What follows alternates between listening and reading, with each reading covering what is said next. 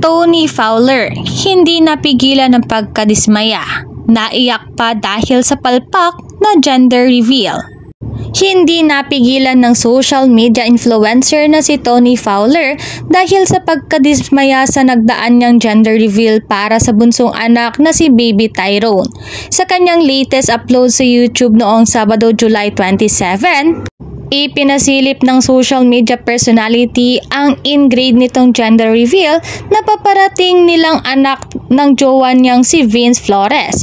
Nakasabay na rin ang selebrasyon ng kanyang kaarawan. Talagang pinaghandaan at ginastusan ni Tony ang naturang event dahil ginanap pa ito sa isang racing track sa Pampanga.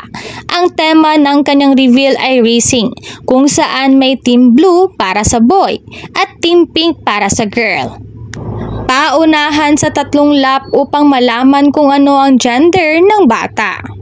Bagamat makikita na talagang bongga at pinaghandaan ng event, ay marami pa rin talagang pangyayari ang nagaganap sa likod ng kamera na siyang ikinadismaya ni Tony.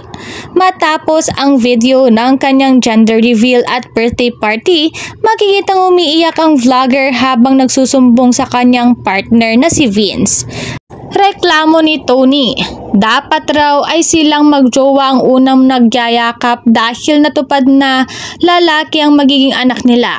Ngunit hindi ito nangyari dahil dinumog na sila ng iba pa para i-congratulate sila. Sumunod na sumbong nito ay ang hindi na niya halos makita o mapanood ang nangyayari sa racing para malaman ang gender ng bata. Nung nare-realize ko lang mula nang matapos hanggang sa mag-uwian, pinag-uusapan na yon. Naiinis ako kasi hindi na siya mauulit, say ni Tony.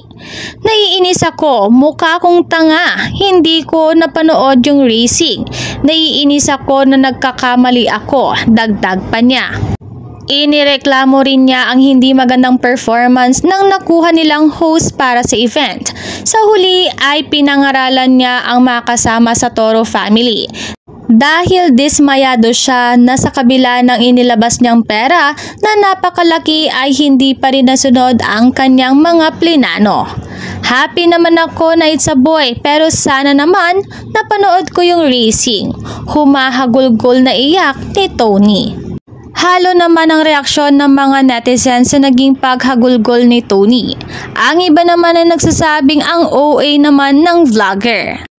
Pero sa huli, maraming netizens pa rin ang nagpaabot ng pagbati kina Tony Fowler at Vince sa kanilang baby boy.